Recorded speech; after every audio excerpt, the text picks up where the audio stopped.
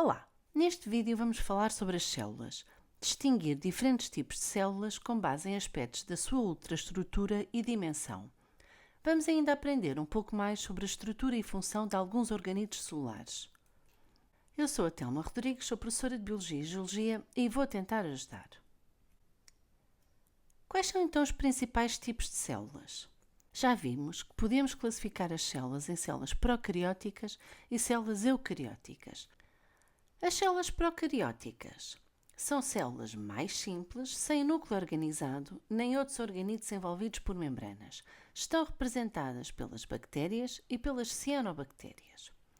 Por outro lado, vimos que as células eucarióticas são células com uma estrutura mais complexa, apresentando núcleo e organídeos celulares, a maioria envolvidos por membranas. Estão representados em todos os restantes grupos de seres vivos. Qual é a ultraestrutura das células procarióticas? Quais são as estruturas celulares que conseguimos observar nas células procarióticas? Já sabemos que o conhecimento da ultraestrutura das células só foi possível recorrendo ao microscópio eletrónico. Aqui temos uma fotografia de microscopia eletrónica de transmissão de uma bactéria, a Escherichia coli, onde conseguimos distinguir algumas das estruturas celulares. Vendo agora em esquema, numa célula procariótica podemos distinguir a membrana plasmática, que existe em todas as células, a parede celular, existente em todas as células procarióticas, e a cápsula, que só existe em algumas. O citoplasma nas células procarióticas corresponde à totalidade da área intracelular, sendo o seu principal componente um citosol gelatinoso, uma solução aquosa com íons, pequenas moléculas e macromoléculas, e possui ainda alguns filamentos proteicos que se assemelham aos constituintes do citoesqueleto presente nas células eucarióticas. Ainda no citoplasma encontram-se todas as outras estruturas celulares, como nos ribossomas e o DNA, que ocupa uma posição denominada nucleoide. Frequentemente, as células procarióticas podem apresentar apêndices, como as fímbrias, os pili ou ainda um muito maior, importante na locomoção, que é o flagelo. Vejamos agora cada uma destas estruturas. Já vimos que todas as células têm membrana plasmática, que para além de delimitar as células, é responsável pelas trocas com o exterior. Por vezes, algumas bactérias apresentam dobras e invaginações na membrana que aumentam a área para a realização de alguns processos metabólicos, como a fotossíntese e ou a respiração. Para além da membrana plasmática, todas as células procarióticas possuem parede celular. Esta estrutura mantém o formato da célula, protege o seu interior e impede que rebente caso absorva muita água. A parede celular, na maioria das bactérias, contém peptidoglicano, que é um polímero de açúcares associados a polipeptídeos. Para além da parede celular, algumas bactérias ainda possuem uma cápsula, que é constituída geralmente por polissacarídeos. A cápsula confere proteção à célula e torna-as mais resistentes à ação do sistema imunitário do hospedeiro. Assim sendo, é considerado um fator de virulência, pois aumenta a habilidade de uma bactéria causar doença. Bactérias com cápsula são normalmente mais patogénicas. Como não têm núcleo, o seu DNA encontra-se disperso no citoplasma, numa região denominada nucleoide. A maioria dos procariontes tem um único cromossoma circular que coordena toda a atividade celular, nomeadamente a síntese proteica e a divisão celular. Além do cromossoma, muitos procariontes têm ainda plasmídios, que são pequenos anéis de DNA extracromossómico.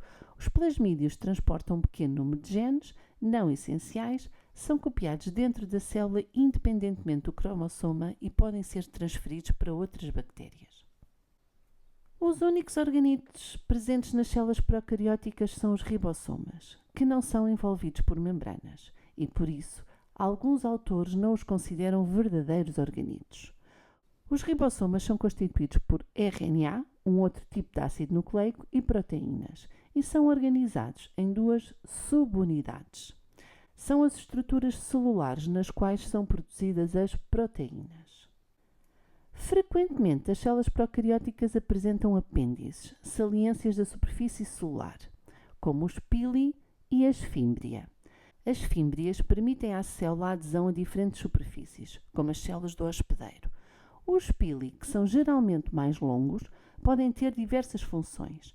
Podem ajudar na locomoção ou serem responsáveis pela transferência de DNA entre células bacterianas. Mas os apêndices mais comuns para a movimentação são os flagelos.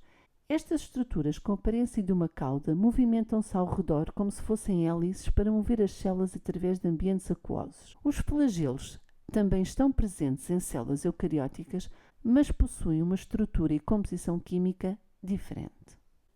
Qual a outra estrutura agora das células eucarióticas, das células com núcleo?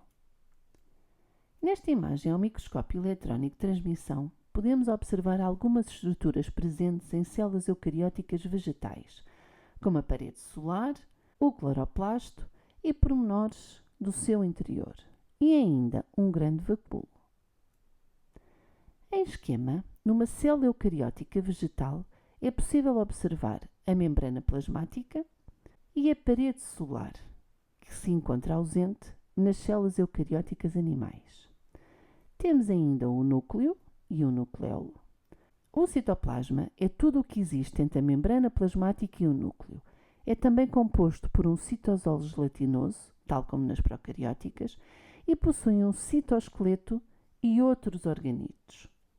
Podemos distinguir um retículo endoplasmático liso, um retículo endoplasmático rugoso, ambos perto do núcleo, os ribossomas, o complexo de Golgi, os peroxissomas, as mitocôndrias, os cloroplastos, também exclusivos das células vegetais, e ainda um grande vacúolo. Se virmos agora células eucarióticas animais, conseguimos distinguir nesta imagem de microscopia eletrónica de transmissão também o núcleo, ali algumas mitocôndrias, o retículo endoplasmático e parte do citoplasma. Em esquema, numa célula eucariótica animal, é possível também observar a membrana plasmática, que já vimos que está presente em todas as células, o núcleo e o nucleolo. Um citoplasma, tal como nas células eucarióticas vegetais, com um citoesqueleto e outros organídeos. Também o retículo endoplasmático liso, o retículo endoplasmático rugoso, perto do núcleo, os ribossomas, os peroxisomas, as mitocôndrias, o complexo de Golgi, os lisosomas, apenas presentes nas células eucarióticas animais, e os vacúolos, que nestas células têm uma função digestiva. Por fim, temos ainda uma estrutura que só se encontra nas células animais, os centríolos. De seguida, vamos ver cada uma destas estruturas com mais detalhe. O citoesqueleto, como o nome indica, é o esqueleto das células.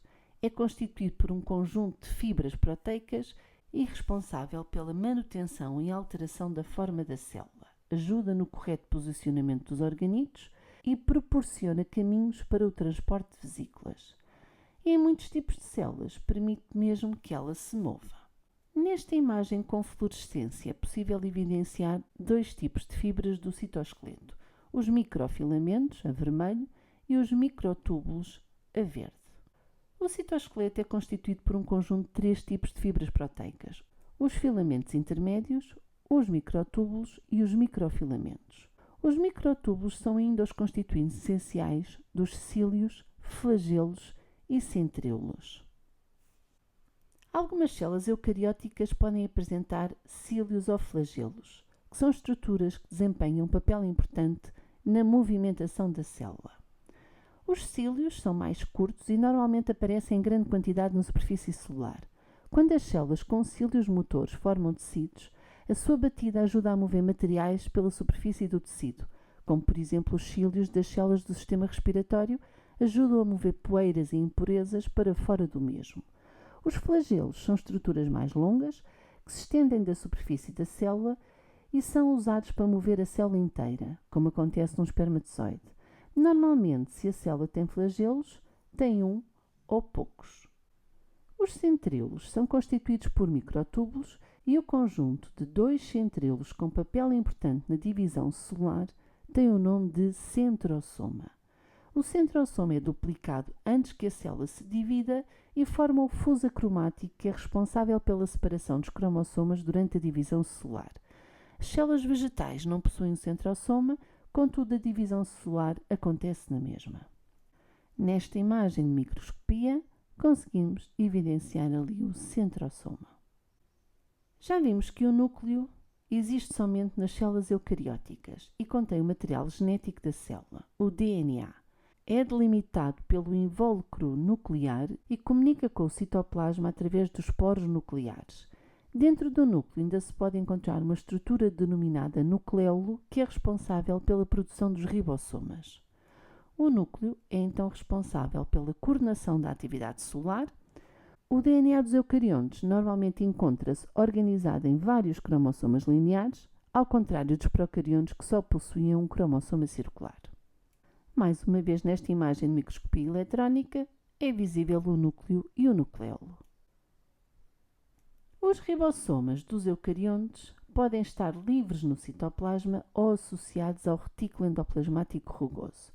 São, como já vimos, as estruturas responsáveis pela síntese proteica. Nesta imagem podemos ver os ribossomas livres e associados ao retículo endoplasmático rugoso, representado por RER. Indo agora para o retículo endoplasmático, este consiste numa rede de túbulos membranosos e bolsas achatadas, tendo um papel importante no transporte, acumulação e segregação de substâncias. Podemos distinguir o retículo endoplasmático liso e o retículo endoplasmático rugoso, que tem este nome por possuir inúmeros ribossomas associados. Assim, o retículo endoplasmático rugoso intervém na síntese de proteínas e glicoproteínas, enquanto que o retículo endoplasmático liso tem um papel importante na síntese de lípidos e glicolípidos. Mais uma vez, na imagem de microscopia eletrónica, perto do núcleo podemos ver aquelas vesículas achatadas que constituem o retículo endoplasmático. Associado muitas vezes ao retículo, encontramos o complexo de Golgi, que é um organídeo constituído por um conjunto de sacos e cisternas, a que se dá o nome de dictiossoma. O conjunto de todos os dictiossomas da célula constituem o complexo de Golgi. No complexo de Golgi ocorre então a maturação das proteínas. Estas moléculas são segregadas pelo complexo de Golgi em vesículas que poderão originar lisosomas e vacúolos digestivos, ou então poderão fundir-se com a membrana plasmática e libertar as proteínas para o meio extracelular. O complexo de Golgi pode simplesmente formar vesículas para recuperação da membrana plasmática. Já vimos que os lisosomas têm origem no complexo de Golgi e são organídeos que possuem enzimas digestivas, enzimas hidrolíticas no seu interior, tendo por isso um papel crucial na digestão intracelular. Só estão presentes em células eucarióticas animais. Nesta imagem de microscopia eletrónica, vemos então o complexo de Golgi e os lisossomas. Outro organídeo membranar com enzimas no seu interior é o peroxissoma, que contribui para a degradação de compostos nocivos à célula. São organídeos com atividade de síntese e de composição do peróxido de hidrogênio, tendo esta característica de dar o nome. Encontram-se tanto em células animais como em células vegetais. E nesta imagem estão ali assinalados os peroxissomas. Os vacúolos são estruturas diferentes em células animais e nas células vegetais. Nas células animais, são vacúolos digestivos associados à atuação das enzimas lisossómicas. Nas células vegetais, existe normalmente um grande vacúolo central que armazena e regula a quantidade de água na célula, denominado de vacúolo hídrico. Este vacúolo pode ainda armazenar alguns compostos, isolar materiais nocivos e possui enzimas que podem quebrar macromoléculas e componentes celulares, como ocorre no lisossoma das células animais. Existem ainda os vacúolos contráteis, presentes em alguns protozoários, que são responsáveis também por regular a quantidade de água na célula, expelindo o excesso de água para o exterior. Temos então as funções dos vacúolos. Na imagem de microscopia eletrónica vemos aqui uma célula vegetal e é evidente o grande vacúolo hídrico. As mitocôndrias existem em células animais e vegetais e são os organitos responsáveis pela produção de energia na célula. Através da respiração celular, degradam as moléculas energéticas e convertem-nas em energia que poderá ser utilizada pela célula. As mitocôndrias possuem duas membranas, uma externa, envolvendo todo o organito, e uma interna com muitas saliências, chamadas cristas, que aumentam a área de superfície. O espaço entre as membranas é chamado de espaço intermembranar e o compartimento limitado pela membrana interna é chamado de matriz mitocondrial.